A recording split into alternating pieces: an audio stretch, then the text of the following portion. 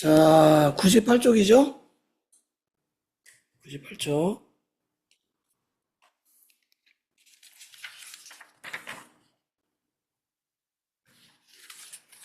코살라 사회도 본문이 조금 이어져요. 코살라 사회도 본문 끝나면은 테자니아 사회도 본문이 이어지고, 그리고 테자니아 사회도 수행 문답이 이어지고. 볼게요. 98쪽. 생신축가 점심공양 회양 본문. 우리가 매일매일 하는 일이 두 가지가 있는데, 죽기 위해서 하는 일과 죽지 않기 위해서 하는 일이다. 지금 이 공양 보시는 죽지 않기 위해서 하는 공양이다. 알아차림이 없이 하는 일은 죽는 원인이 된다. 알아차리고 하는 일은 죽음에서 벗어나는 원인이 된다. 모두 다 자기 자신을 한번 돌아보라. 여러분, 윗바사나 수행에서 제일 중요한 게 뭐예요? 윗바사나 수행은 사실은 오력을 증진시키는 거죠. 뭐예요? 샀다. 그죠? 믿음. 그 다음 뭐예요? 위리야. 노력. 세 번째, 사띠. 알아차림.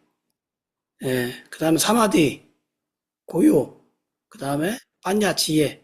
이 다섯 가지를 증장시키는 건데, 그 중에 제일 중요한 게 뭐예요? 사띠예요, 사띠.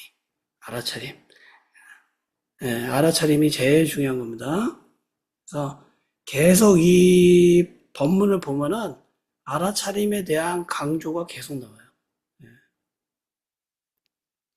제가 그 미얀마에서 출가했을 때, 가끔 이제 삼장법사가 와서 삼장법사 법문을 들으려고 비구들만 모여가지고, 보면은, 미얀마어를 제가 뭐 알아듣는 게 있나요? 하나도 모르지? 딱 한마디만 알아듣는 거예요. 사띠. 말할 때마다 사띠, 사띠, 뭐 얘기하니까, 뭐 알아차림 하라는 거구나. 이렇게 알아듣는. 알아차림을 계속 강조합니다. 여러분, 그래서 우리가 일상에서 생활한다, 수행한다. 그럼 뭐가 제일 중요해요? 알아차려야 돼. 그죠? 먹을 때 먹는 줄 알고, 걸을 때 걷는 줄 알고, 허리를 굽힐 때 굽히는 줄 알고, 보이면 보이는 줄 알고, 들리면 들리는 줄 알고, 계속 알아차림을 하는 겁니다. 그게 수행이에요. 알아차림을 놓치고 생활하면 죽음을 향해서 가는 것이고, 알아차림을 두고 행하는 일은 죽음에서 벗어나는 길이 된다. 법을 알아차릴 때마다 죽음에서 벗어나는 일을 하는 것이다. 자, 여기서 말하는 법은 뭘까요? 법은 담마라고 하죠. 팔리어로. 법의 의미는 세 가지가 있어요. 첫 번째는 붓다 자신을 법이라고 합니다. 붓다를 법이라고 그래요. 두 번째는 붓다가 한 말을 법이라고 그래요. 그래서 법문이라는 표현을 많이 쓰죠. 그죠?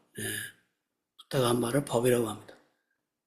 그리고 마지막 세 번째가 제일 많이 쓰는 용어인데 이 법은 뭐냐면은 쉽게 얘기하면은 현상, 질서 이렇게 생각하면 돼요. 그게 담마, 법이다. 이치 이렇게 생각하면 돼요. 그래서 우리가 알아차릴 때마다 자연의 질서를 알아차리는 거예요. 이치를 알아차리는 겁니다. 알아차림을 놓치고 행할 때는 어떻게 되는가? 그것은 죽음의 원인이 된다. 이런 표현은 잘 안 하는데, 그죠? 죽음의 원인. 차라리 무지의 원인, 무명의 원인이다. 이렇게 하는데, 죽음이라는 것을 많이 쓰네요.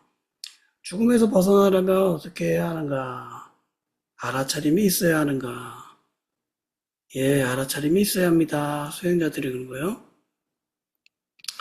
숨을 쉬고 있다고 해서 다 살아있는 것이 아니다. 알아차림을 잊어버리면 죽는 것이나 마찬가지다.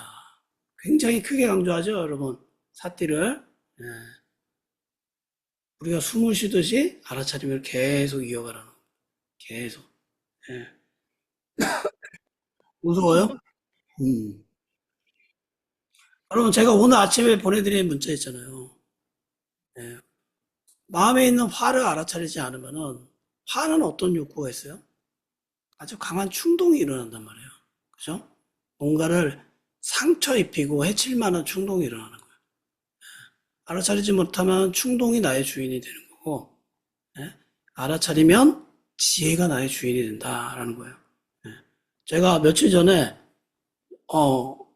어저께 수영장을 가는데 아침에 차를 갖고 가거든요.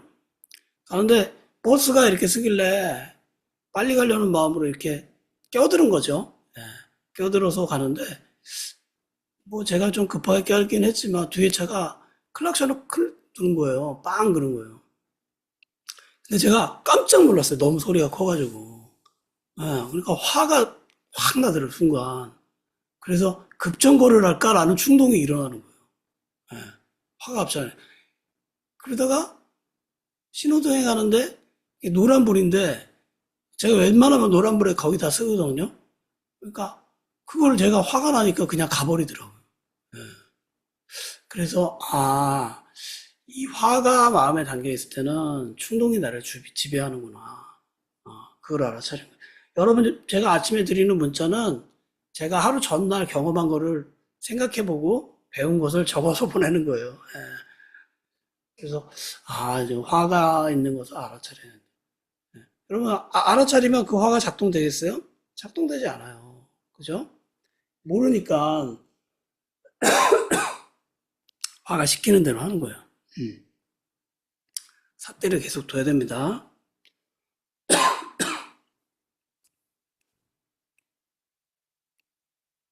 알아차림을 잊어버리지 않으면 열반으로 가고, 알아차림을 잊어버리면 공동묘지로 간다. 알아차림을 잊어버리면 죽은 것이다. 죽은 것이나 같다. 비자가 없어도 알아차림이 있으면 열반에 갈 수 있다. 그래서 갑자기 비자가 왜 나오는지 모르겠네요. 복권 10만 짜리가 당첨되었다고 해도, 예. 제가 지난번 강의 때 빠트라고 했는데, 빠트는 태국 단이고요. 여기 미얀마도는 짜시예요, 짜. 짜시라고 그래요. 짜트라고 해놨네요. 예. 여기 미얀마나 태국은 복권을 굉장히 많이 팝니다. 예. 사람들이 그런 거 되게 좋아하는 것 같아요. 10만 짜트면 얼마냐면, 10만 짜트면, 10만 짜시면 우리나라 돈으로 여기 화폐가 많이 떨어졌거든요. 10만 원 생각하면 됐었는데 옛날에는 지금 한 5만 원, 5만 원밖에 안 되는 거예요. 복권을 잃어버리면 돈을 받을 수 있겠는가?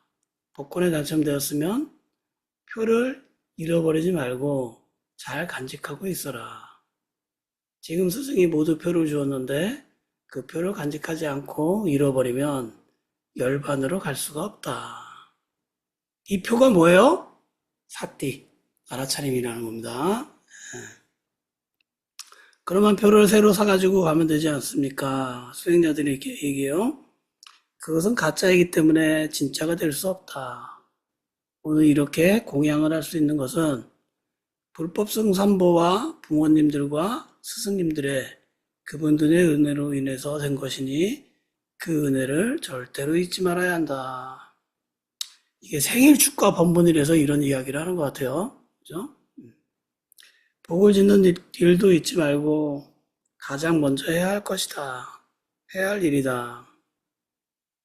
불법성 삼보와 불법성이 뭐예요? 불교에서는 세 가지 믿음을 많이 얘기하는데 이게 불법성이에요. 불은 뭐예요? 붓다. 붓다를 얘기하는 겁니다. 법은 뭐예요? 담마. 아까 제가 담마에 대해서 얘기했죠? 예.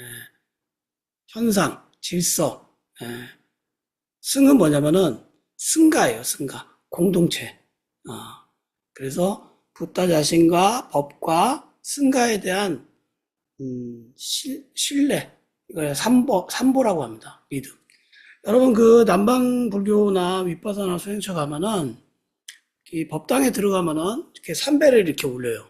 몇 번 올려요? 세 번. 그죠? 예, 왜 세 번을 올려요? 이 불법성 삼보에 대한 믿음을 표현하는 거예요. 높은이 아니라 스님이 있어요. 그럼 스님한테 인사를 할 때는 삼배를 올립니다. 법당에서 나올 때, 단마을에서 나올 때도 삼배를 올리고 나와요. 다 삼자예요. 삼자가 뭐요? 불법성 삼보에 대한 믿음이에요. 예.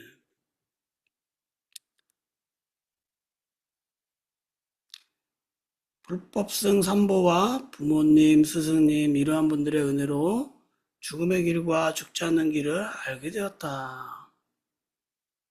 그래서 그 은혜를 갚으려면 죽지 않는 길을 가야 하는 것이다.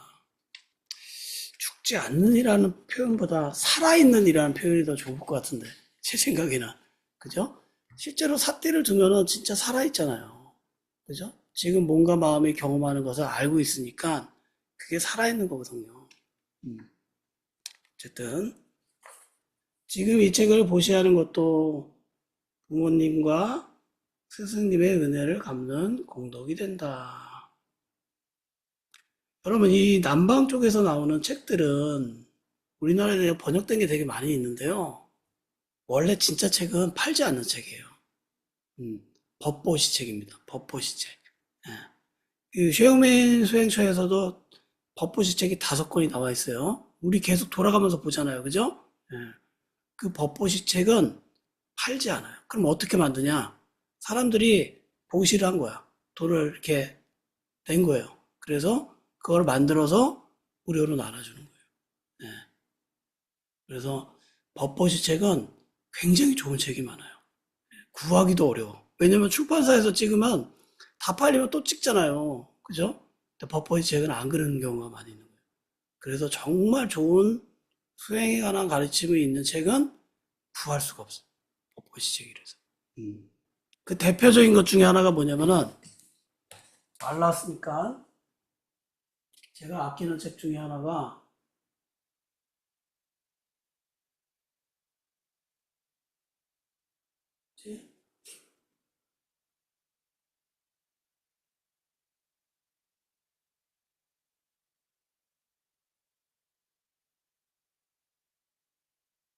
책도 얼마 없는데 뭘 찾으려면 이렇게 안 보여요. 어딘지 모르겠네. 조티카 사야도라는 분이 있어요. 미얀마에 굉장히 존경받는 스님이 쓴 자유로운 마음이라는 책이 있어요. 그 책은 팔지 않아요.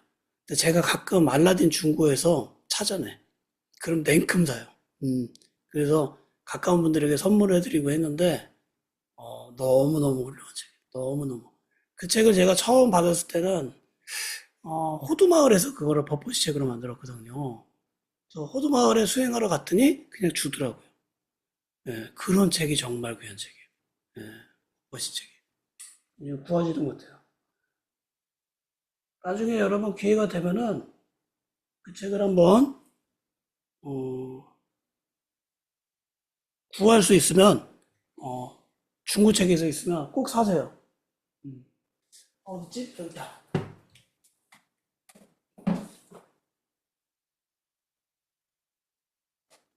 자유로운 마음. 근데 여러분, 이 책 말고도 이 슈민 수행처에서 만든 5권의 책도 아주 훌륭한 책이에요. 아주 훌륭한 책. 예. 그 돈을 내고 이렇게 출판사에서 만들어준 책보다 정말 정말 훌륭해요. 이게 무료일에서 그런 게 아니라 정말 좋은 책을 사람들이 법보시에서 만든 겁니다. 제가 나중에 미국에 계신 그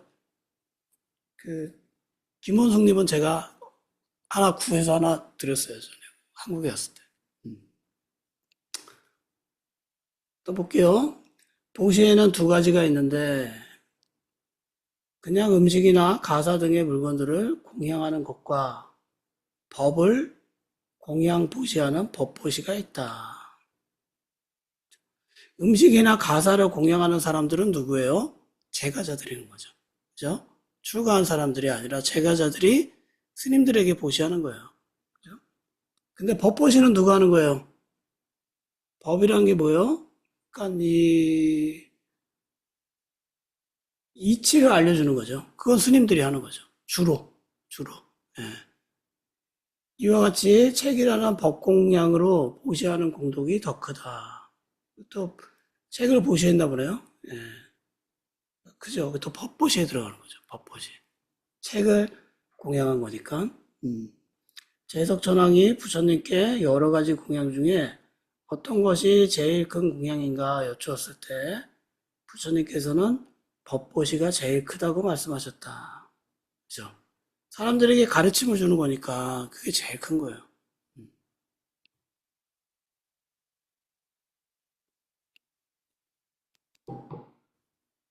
또한 여러 가지 맛 중에서 어떤 맛이 가장 좋은 맛인가를 여쭈었다. 부처님께서 대답하시길 수행하는 맛이 가장 좋은 맛이라고 하셨다. 여러분, 수행의 맛은 무슨 맛일까요? 수행의 맛. 이렇게 표현해요. 어떤 제가 책에서 봤는데, 바닷물의 맛은 무슨 맛이에요? 짠맛이죠, 그죠? 짠맛이에요. 바닷물의 맛은 뭐 태평양 바다를 마시든 대서양 바다를 마시든 다 짠맛일 거예요, 그죠? 한 가지 맛이에요. 수행의 맛은 뭐냐면 자유예요, 자유. 자유라는 맛이에요. 그래서 우리가 수행을 통해서 어, 자유하게 되는 겁니다. 여러분은 가장 좋은 망고의 맛이 제일 좋지 않은가? 수행자들이 대답해요. 아닙니다. 수행하는 법의 맛이 제일 좋습니다. 그렇다. 여러 가지 보시 중에서 법보시가 가장 훌륭하다. 여러 가지 맛 중에서 수행을 해서 가지는 법의 맛이 가장 좋다. 재석전왕이 부처님께 간청하기를 누군가 가장 훌륭한 법보시를 하거나 가장 훌륭한 수행의 즐거움이나 행복함을 얻었을 때, 또 스님들께 공양을 올렸을 때, 축원을 하면서 회양 개송을 외울 때마다 스님들이 꼭 자기에게 공덕을 회양해 달라고 아미야를 불러달라고 청했다. 그래서 공양을 올리고 회양을 할 때마다 제석전왕을 같이 넣어서 축원을 한다. 죽음을 맞이하려면 삶을 이별해야 한다. 이제 돌아가서 다른 스님들에게 이 이야기를 해줘라. 아주 짧은 본문이네요.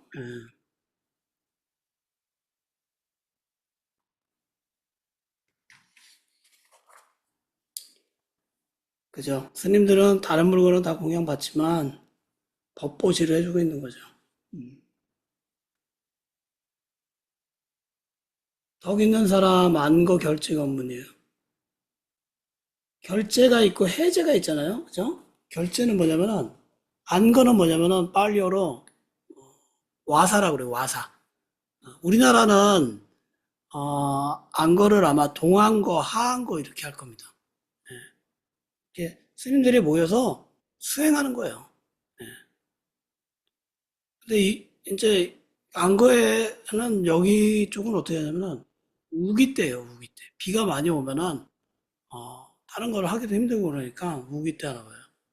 한 100일 정도 하는 것 같아요. 그래서 모여서 그때는 수행만 하는 거예요. 그 안거를 처음 시작할 때 하는 법문을 결제 법문이라고 합니다. 그리고 안거가 끝날 때 하는 법문을 해제 법문이라고 그래요.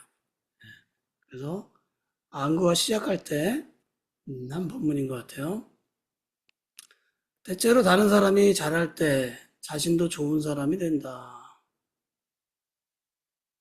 그러나 다른 사람이 좋을 때만 자신도 좋아진다면 덕이 있는 사람이라고 볼 수 없다. 그렇죠. 주변 사람들이 다 좋으면 나도 좋은 사람 돼요. 네. 그죠? 그렇지 않을 때는 또 안 그렇다 그러면 덕 있는 사람이라고 볼 수 없는 거죠. 덕 있는 사람이라고 하면 다른 사람이 잘하든 못하든 간에 자신은 좋아야만 덕 있는 사람이 되는 것이다. 사람들과 함께 살려면 사람들과 조화를 이루면서 살아야 한다. 이 이야기를 왜 하겠어요? 안것 때 스님들이 많이 모여서 수행을 하니까 예, 보이지 않는 갈등도 생길 거고 불편함도 생길 거고 그러니까 잘 있으라 이런 얘기인 것 같아요. 자기 혼자 살 때 과연 자신의 몸과 마음이 일치하던가. 덕 있는 사람이란 알아차림과 지혜가 있어야 하고 자비로운 생활을 해야 한다. 알아차림과 지혜가 있고 자비심이 있다면 다른 사람들과 화합할 수 있다. 인간들은 말할 것도 없거니와 제석천왕까지도 이렇게 살 줄 모르기 때문에 고통을 받았다.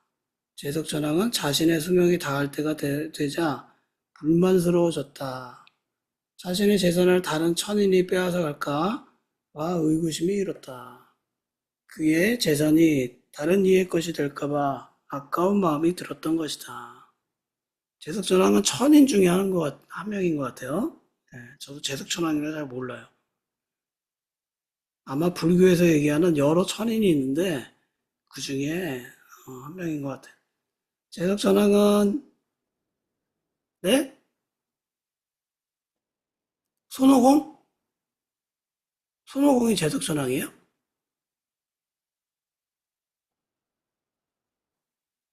그래요? 손오공이? 어, 그래요?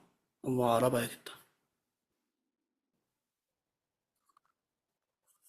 아, 그럼 손오공의 유래가 불교의 아주 전통적인 뭐하고 연결이 돼 있군요. 그래요? 그렇군요. 생각보다 손오공이 훌륭한 분이었나 봐요.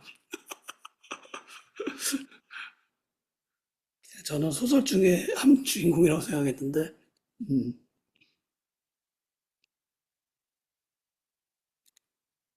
제석천왕은 이 의심하는 마음과 아까워하는 인색한 마음 때문에 고통스러웠고 괴로웠다. 그래서 제석천왕은 부처님께 나아가서 여쭈어 보았다.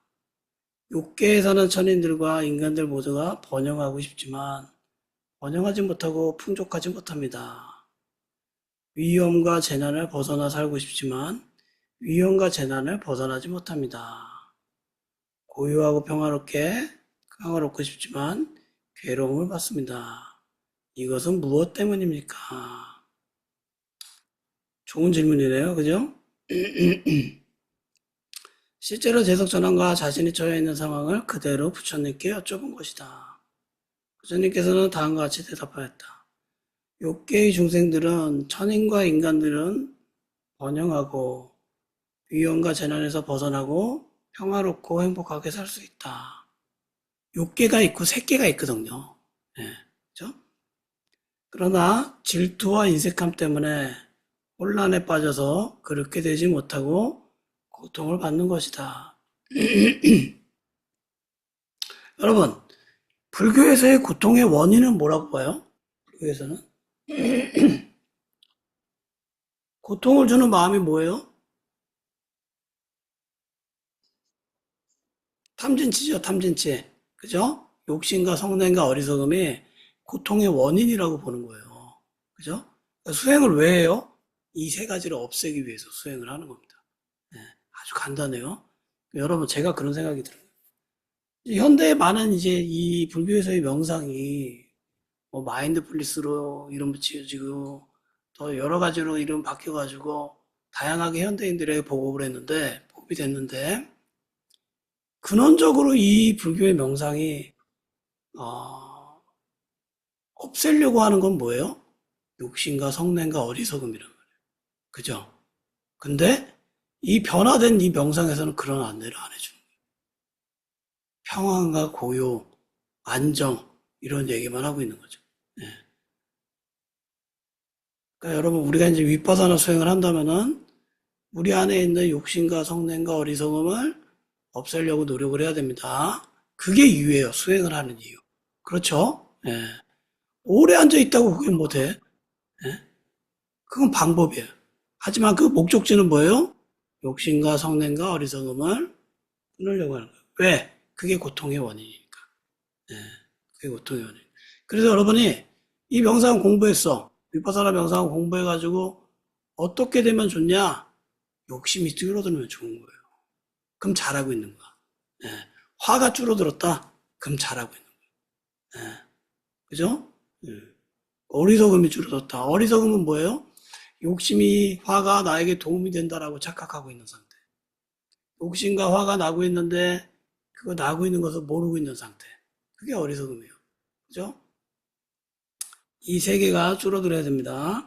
음, 그러면 수행을 잘하고 있는 거다. 이렇게 이해하시면 돼요.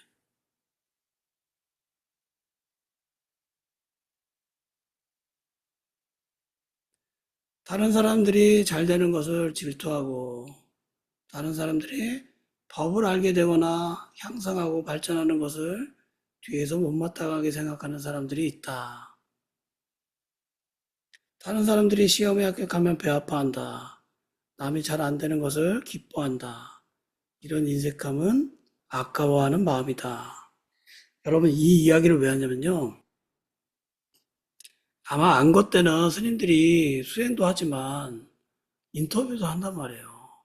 그죠? 예.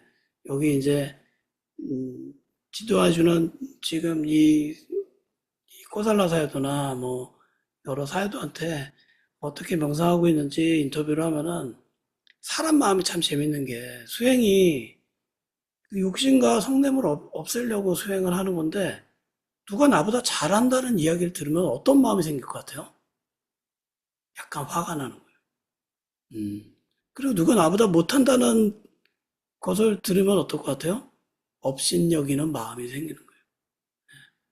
여러분, 그러니까 수행이 거꾸로 가게 되는 거예요. 그걸 없애기 위해서 수행을 하는 건데 수행을 잘하기 위해서 이기심, 질투심 뭐 이런 게 만들어지는 거예요. 잘못하고 있는 거죠.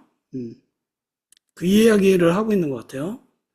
다른 사람이 예의 바르고 영리하고 유능하고 자격이 있다면 기뻐해야 한다. 그렇죠. 다른 사람이 수행을 잘해서 인터뷰를 잘해. 저 사람은 조금 더 나보다 수행을 잘하는 것 같아. 그럼 기뻐해야죠. 그러나 어떤 사람들은 그렇지 못하다. 남의 나쁜 점만 본다. 이런 사람들은 절대로 행복할 수 없다. 그렇죠? 이 함께 기뻐함이라는 게 있어요. 사무량심 중에 부디따라고 그래요. 이제 우리나라 불교에서 이제 수의라고 표현하는데 이게 뭐냐면은 다른 사람이 좋은 일이 생겼을 때 함께 기뻐하는 마음이에요. 여러분 이게 쉬워요, 어려워요? 어려워요. 어려워. 남이 차라리 잘 안 됐어. 그러면 함께 아파하는 건 차라리 쉬워요. 그죠? 예. 근데 누가 잘 됐어. 근데 와, 내일처럼 기쁘다. 잘 안 일어나. 그래서 여러분 우리가 수행의 어떤 진도를 볼 때 여러분 주변에 누군가가 잘 된 좋은 일이 있어요. 그때 내일처럼 기뻐하고 있어. 그러면 여러분 마음이 굉장히 좋아진 거야. 수위가 일어나는 거야. 부디타가 일어나는 거야. 예. 근데 반대되는 마음이 많이 일어나죠? 사촌이 땅을 사면 어때요? 배가 아프잖아. 그죠? 반대되는 마음이 일어나요. 질투라는 것은 내 주머니에 들어오지 않고 다른 사람의 주머니에 들어가는 것을 시샘하는 것이다. 그죠? 누가 되었거나 자기보다 더 능력이 있고 실력이 있는 것을 시샘한다면 행복할 수 없다. 내가 간절히 원하는 것을 내가 아닌 다른 사람이 갖게 되면 화가 납니다. 그죠? 예. 왜 그런 줄 아세요? 간절히 원하기 때문에 그래요. 예. 명상의 수행의 단계도 그렇게 간절히 원하면서 가는 게 아니에요. 조건이 되면은 그걸 얻는 거예요. 예. 원함이 있다고 되는 게 아닙니다. 질투, 즉 시샘하는 것은 성내는 것이고 지옥에 떨어지는 마음이다. 또한 인색하고 악화하는 탐심으로 죽으면 악귀가 된다. 여러분 주변에 누군가가 뭐 좋은 일이 생겼어. 그때 여러분 마음을 한번 성찰해 보세요. 내가 함께 기뻐하고 있나? 아니면 질투하고 있나? 음. 그럼, 그럼 내가 함께 기뻐하고 있다라고 보면은, 아, 내가 수행을 해서 마음이 많이 좋아졌구나. 이렇게 이해하시면 되고, 질투하고 있으면, 아, 수행을 더 열심히 해야겠구나. 라고 생각하시면 돼요. 그죠? 딱 그것만 봐도 알아요. 따라하십시오. 질투를 여의고 인색함이 없으면 즉시 행복하다. 행복하겠죠, 여러분. 함께 기뻐함인데. 예? 그러니까 행복하죠. 탐욕과 성냄 때문에 힘들고 고통스러운 생활을 하는 것이다. 수행을 하는 것은 이 탐욕과 성냄을 줄이기 위하여 노력하는 것이다. 제가 금방 말씀드렸죠? 이게 수행의 목적이라는 거예요. 예. 뭔가 집중력이 강하되, 마음이 편하되, 스트레스가 없어. 이건 다 부수적인 거예요. 하다 보면 다 따라오는 거예요. 이게 중요한 게 아니라 탐욕과 성냄을 죽이는 겁니다. 그러나 명상 수행을 할 때에도 탐욕과 성냄은 일어난다.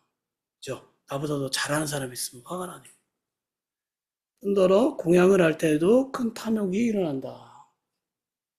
밥 먹을 때 탐욕이 일어난다는 거예요. 밥 먹을 때. 그렇죠? 제가 휴가에서 생활했다 보니까 어떤 한 분은 이제 스님들은 이제 한 상에 4명씩 앉거든요. 그러면 그 중에 제일 선임자가 밥을 먼저 퍼요. 자기 바로에다가. 그럼 놔두면 그 다음 선임자가 또 밥을 푸고 이렇게 돌아가는 거예요. 또 선임자가 반찬 그릇에 여러 반찬 그릇이 있을 거 아니에요. 반찬을 덜으면 그 덜은 반찬 그릇을 또 돌아가면서 또 덜고 이렇게 하는 거예요. 근데 만약에 선임자가 너무 많은 반찬을 다 가져갔어. 그럼 어떻게 되겠어요? 후임자는 맛있는 반찬을 못 먹게 되는 거죠. 예, 욕심이 크면 근데 그런 사람이 덜어 있어요. 그러지 말아야 되는데. 음. 자, 밥 먹을 때 욕심으로 먹는지 알아차림으로 먹는지 한번 스스로 점검해 보십시오. 수행자는 어떤 순간이건 알아차려야 돼요. 그래서 여기서 샤오미 수행에서 이렇게 얘기해요. 음, 배부르려고 먹는 게 아니라 알려고 먹어야 된다. 먹는 것도 수행이라는 거예요.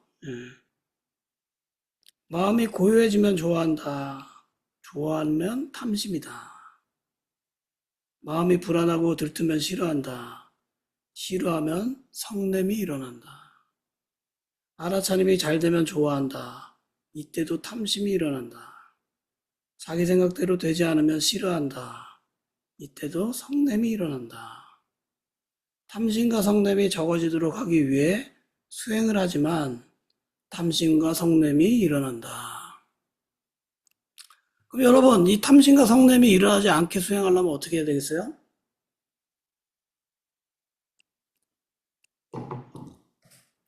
기대하지 말고 수행하세요. 명상을 통해서 마음이 평안해질 거야. 기대하지 말고 그냥 순간순간 깨어서 알아차리는 모든 것을 수용하고 그냥 머무는 거예요. 뭔가를 도달할 거야 라는 기대감이 있으면 수행에 방해가 됩니다. 여러분, 명상을 많이 해서 여러분이 나중에 10년 뒤에 내가 좀 더 좋은 존재가 될 거야 라고 생각하지 마세요. 그게 아니라 명상을 할 때의 마음가짐은 뭐냐면은 명상이 즐거워야 돼. 그러면 돼요. 명상이 행복해야 돼. 그러면 다 이룬 거예요. 지금 이 순간이 제일 중요한 거예요. 앉아서 1시간 명상을 해요. 아무 조건 없이 편안하게 자기의 몸과 마음을 관찰하고 있어. 소리가 들리면 소리를 알아차리고, 생각이 올라오면 생각을 알아차리고, 몸의 감각이 느껴지면 감각을 알아차리고. 여러분, 고통스럽게 뭐가 있어요? 왜 고통스럽냐? 뭔가 특별한 경험을 하고 싶어. 아주 극도의 고요함이 일어나면 좋겠어. 모든 생각이 사라지면 좋겠어. 그런 기대감을 하니까 고통스러운 거예요. 무엇이건 알아차림의 대상이다라고 보면 돼요. 그럼 1시간이 아주 풍요롭고 편안한 시간으로 명상이 좋아서 해야 돼. 그러면 잘하는 거예요. 명상하는 게 좋아서. 자기 혼자 있을 때조차 자신의 몸과 마음과 몸이 화합하지 못한다면 많은 사람들과 어떻게 화합할 수 있겠는가? 참으로 견디기 어렵다. 그렇게 되면 수행을 그만두고 돌아가게 될 것이다. 조금 더 참지 못하고 제멋대로 살고 싶은데 그렇게 못한다면 괴로워질 것이다. 자기 마음대로 휘두르고 살지 못한다면 지옥에 떨어져 살아도 그렇게 하려고 할 것이다. 그죠? 욕심과 성냄을 내려놔야 됩니다. 그거 하려고 수행하는 거예요. 수행을 통해서 근데 여러분, 잘못하면은 욕심과 성냄을 키우는 거예요. 더 좋은 것을 경험하려는 욕심, 욕심을 계속 키우는 거죠. 그죠? 싫은 것을 뿌리치려는 마음, 화거든요. 예, 성냄이 계속 키워지는 거죠. 바른 태도로 수행해야 됩니다. 부처님의 가르침인 개정해라는 최상의 선업에 마음 깊이 가치를 두고 있어야 한다. 개정에 계속 얘기하죠? 개가 뭐예요? 개를 지키는 거. 음, 5개, 8개, 뭐, 스님들은 227개. 정은 뭐예요? 집중, 고요. 음, 그래서 이렇게 표현해요. 우리가 알아차린 명상을 하지만 마음이 너무 산만해. 너무 산만하면 집중하는 것을 조금 해보면 좋아요. 그래서 여러분 제가 아침 명상 때 이완하는 훈련 다음에 집중하는 훈련을 꽤 오랫동안 하잖아요. 마음이 고요하고 편안할 때 알아차림이 잘 돼요. 그 균형을 잡히는 거예요. 그래서 집중하는 훈련을 하는 겁니다. 그냥 네,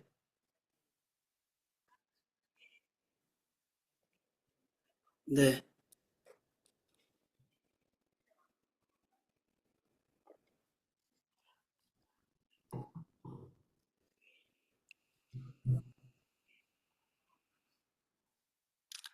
아, 제가 보니까 뭐 예전에 뭐 정 교수님이 그런 연구를 했다고 하죠. MBTI 유형별로 수행에 뭐 적합한 유형이. 근데 그 연구가 그렇게 제대로 잘 된 것 같지는 않아요. 근데 제가 보니까 외형적인 사람과 내향적인 사람이 있잖아요. 외향적인 사람과 내향적인 사람. 외향적인 사람들은 이 위퍼사나 수행소에 가면 뭐예요? 한 시간 앉아있고 한 시간 걷기 명상한단 말이에요. 그죠? 외향적인 사람은 걷는 것을 더 선호해요. 그래서 많은 정보를 얻고 뭔가 몸을 움직이는 것을 더 좋아해요. 근데 여러분 내향적인 사람들은 앉아있는 걸 훨씬 더 선호해요. 예. 근데 보세요. 나는 내향적이라서 앉아있기만 할 거야. 그럼 미세한 거는 보여요. 앉아서 하면은. 그죠? 가만히 있으니까 몸에 아주 미세한 반응, 마음에 아주 미세한 움직임은 잘 보여요. 그런데 많은 정보, 큰 그림, 큰 거는 또 안 보여요. 예. 그럴 때 어떻게 해요? 걷기 명상을 해야 되거든요. 예. 경행을. 그러니까 내가 잘하려는 것을 많이 하되 또 다른 것도 해야죠. 음. 그래야지만 균형을 잡는 거예요. 이 수행은 다 균형이에요, 균형. 밸런스를 잡는 거예요. 치우치지 않게끔. 음. 그래서 걷기 명상을 하면 어때요? 어떻게 좋아요? 우리가 앉아있을 때만 명상을 한다면은 사실은 앉아있는 시간이 많지가 않아요. 많이 안 앉아있잖아요. 그죠? 밥 먹으러 갈 때도 걸어가지. 그죠? 예. 화장실 갈 때도 걸어가지. 다 걷는단 말이에요. 그러니까 훨씬 더 많은 시간을 명상을 할 수가 있는. 음. 근데 걷기 명상만 좋아해. 그럼 어떻게 돼요? 미세한 몸과 마음을 보기는 힘들어요. 거친 것만 보게 되니까. 음. 그러니까 교대로 밸런스를 잡아가는 겁니다. 근데 제 경험에 의하면 앉아서 명상을 하잖아요. 정자 명상을 하면은 몸과 마음을 미세하게 보게 되잖아요. 자연적으로. 예. 그러면 명상이 끝나고 뭔가를 활동할 때 알아차림이 이어가요. 이어가요. 예.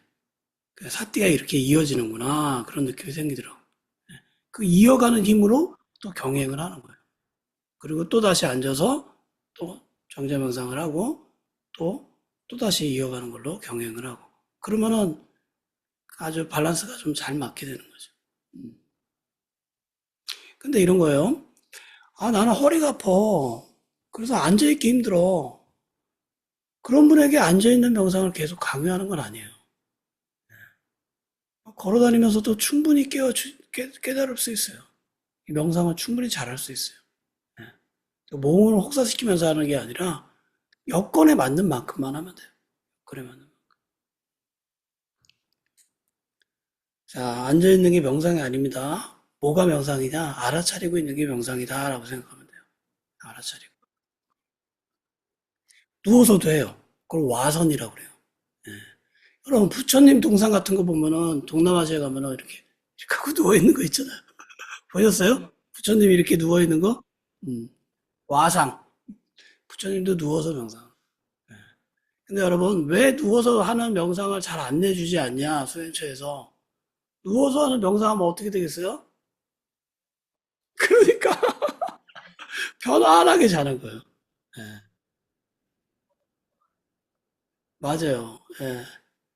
저도 이제 명상 밖에서 이제 뭐 옛날에 캠프도 하고, 하면 이제 바디 스캔 누워서 이완하는 훈련 많이 했거든요. 저도 잠들어. 어쩔 때는 안대하다가 잠들고 코 골고 그랬다는 거예요. 예. 근데 여러분이 이렇게 하면 좋아요. 잠들기 전에 누워서 알아차려 보세요. 아, 내 지금 몸의 감각이 어떤가? 지금 마음이 어떤가? 어차피 누워서 잘 거잖아요. 그죠? 예. 관찰해 보세요. 그리고 알아차림이 있는 상태에서 쉽게 편안하게 자는 거예요. 아침에 딱 눈을 뜨는 순간 내가 지금 어떤 자세로 누워 있나? 예. 지금 내 마음이 어떤가? 불안한가? 산만한가? 졸린가? 여러 가지를 알 수 있겠죠. 그죠? 관심을 두면 알아차려 보세요. 이거는 굉장히 좋은 명상이에요. 예. 자기 직전과 눈을 뜨자마자 알아차리는 거. 여러분, 우리 마음에 힘이 있어요. 뭐냐면은, 자기 직전에, 아, 나는 아침에 눈을 뜨자마자 알아차려 봐야지. 하고 이렇게 생각하잖아요? 그러면 눈 뜨면 딱 알아차려져요. 아, 지금 이런 자세로 있구나. 아, 지금 개운한가? 아니면 피곤한가? 딱 알게 돼요. 그러면 아침에 그 사띠가 딱 일어난 순간부터 있으면 쭉 이어지면 좋은 거예요. 자기 전까지. 예. 그래서 오늘부터 한번 실행해 보세요. 음, 누워서 지금 내가 어디가 편안한가, 어디가 불편한가, 어떤 감각을 느끼나, 지금 더운가, 추운가, 여러 가지 알 수 있죠? 예. 지금 마음은 어떤가, 안도감이 일어나나, 불안한가, 걱정이 올라오나, 알아차리는 거예요. 그리고 편안하게 주무신 다음에 아침에 눈 딱 뜨면 지금 마음은 어떤가, 지금 몸은 어떤가, 또 관찰해 보는 거예요. 예. 여러분, 사띠는 알아차리면 계속 이어져야 돼요. 계속. 음. 그러면 수행을 잘하는 거예요. 근데 제가 수행처에서 보니까 사띠를 지니고 있는 사람과 사띠를 지니지 않는 사람은 이렇게 육안으로 봐도 구분이 돼요. 사띠를 지닌 사람들은 자신의 몸 동작이 되게 뭐라 그럴까? 안정돼요. 예. 허투루 움직이지 않아요. 안정된 게 보여요. 근데 사띠를 지니지 않는 사람들은 안정돼 보이지가 않아요. 확실히 이렇게 보여요.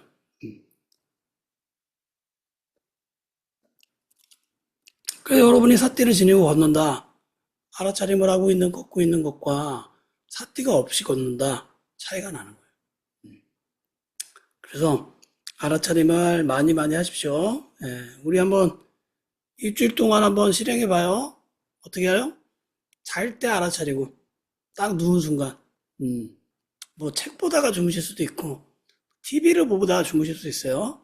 그러면은 딱 누운 순간만 조금만 알아차려 보세요. 한 10초, 20초라도. 지금 어떤가. 그리고 눈 뜨면은 바로 알아차려 보세요. 한 10초, 20초가. 그게 길어지면 더 좋아요. 그 고행가 수행에서는 5분간씩 알아차리라고 그래요. 자기 전에 5분, 누워서 5분 알아차리고, 또 아침에 눈 뜨면 5분 알아차리고, 음, 그렇게 하고, 아침에, 오전에 1시간 명상하고, 오후에 1시간 명상하라고. 이렇게 한대요, 고행가에서. 음. 어쨌든, 알아차림을 이어가야 됩니다. 여러분, 우리가 책으로 공부하는 게 실행을 해야 돼, 실행을. 그죠? 예. 실행하지 않으면 아무 소용 없어요. 수영을 이론으로 배워서 뭐 할 거예요? 수영을 물속에 들어가서 수영할 줄 알아야죠. 그러려면 어떻게요? 자꾸 실행해야 됩니다. 자, 오늘 여기까지만 공부하고요. 질문 있으면 해주세요. 네.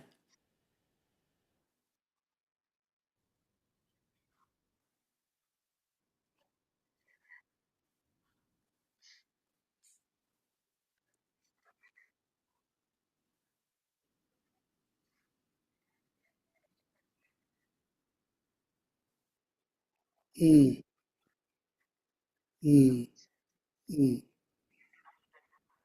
네, 네, 네.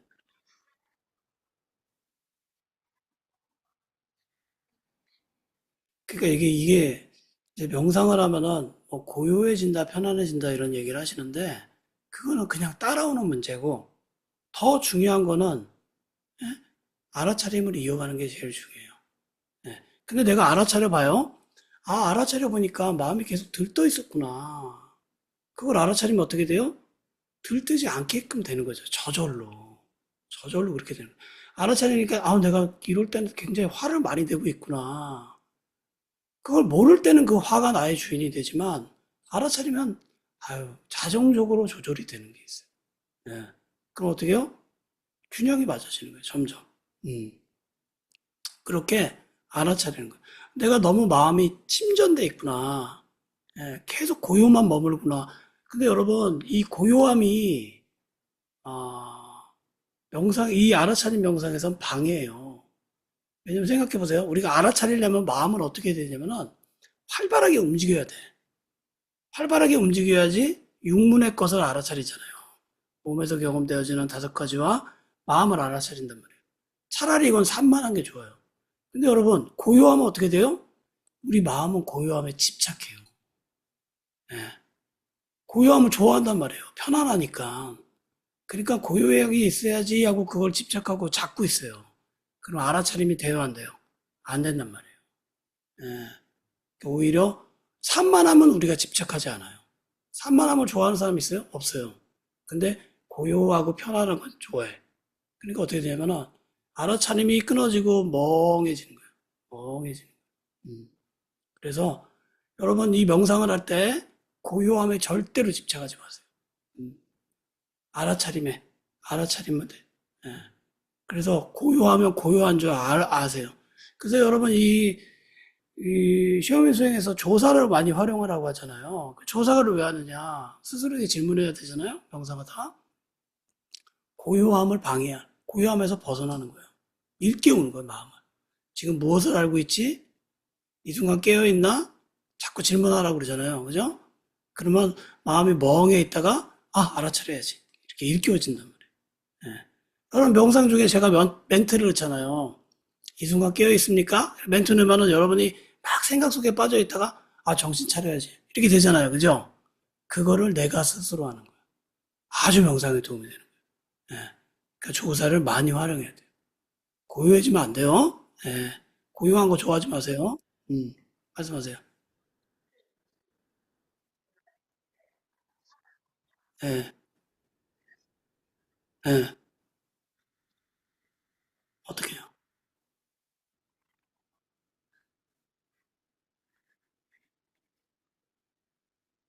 음, 음, 음.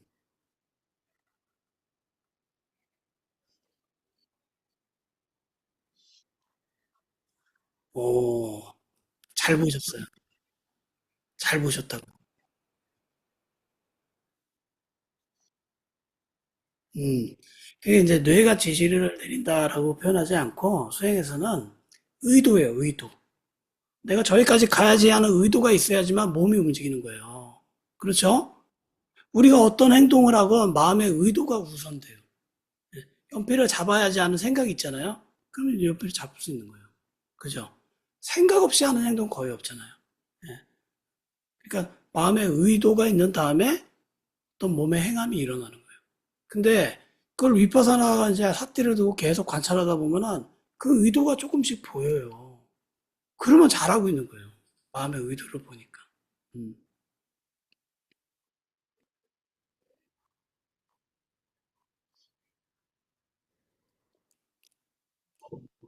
지시를 내리니까 움직이죠. 그게 지시가 잘못된 지시가 있어요? 그러면 그 의도를 성찰해서 의도가 바르지 않으면은 행하지 않는 거예요. 음. 우리는 나도 모르게 어떤 충동적인 것을 한단 말이에요. 그것도 의도가 일어나는 거예요. 그렇죠. 근데 이 의도가 바르지 않아. 그럼 하지 말아야지. 멈춰야지. 알아차리면 그걸 할 수 있잖아요. 예, 그렇게 해보시는 거예요. 그리고 우리 마음은 마음의 중얼거림이라고 그러죠. 계속 중얼거려요. 마음을 관찰해 보면 계속 중얼거려. 그리고 여러분 어떤 노래에 꽂혀 있잖아요. 명상하면 계속 그 노래가 다 들려 마음속으로. 여러분 그러죠? 그거 멈춰지지가 않아요. 계속 마음속에. 예. 그러면 여러분 어떻게 해야 돼요? 그렇게 마음이 라디오를 틀어놓은 것처럼 중얼거리고 있구나라고 알아차리기만 하면 돼요. 그걸 없애려고 하지 말고. 예. 그냥 알고만 있으면 돼요. 예. 그걸 없애려고 하면 그 노래 소리는 더 나, 계속 나요. 음, 더 크게 나. 그러니까 의도가 일어나는 것을 관찰해서 이해해 보세요. 그리고 마음의 중얼거림도 그냥 라디오 소리다라는 마음으로 관찰하고 이해해 보시는 거예요. 바꿔야지. 하지 마시고. 그래서 변화가 우선이 아니라 뭐가 우선이라고요? 이해가 우선이다. 그 이해가 지혜예요. 그래서 자꾸 자꾸 이해해야 돼요. 그래요. 여러분 세밀하게 자신의 몸과 마음을 관찰해 보세요. 몰랐던 게 되게 많이 일어나요. 네. 그게 다 공부입니다. 네. 자, 좋습니다. 지금 9시 12분이니까 35분까지 일상생활 알아차림하시고 35분에 뵐게요. 좀 이따 뵐게요. 네네네. 네.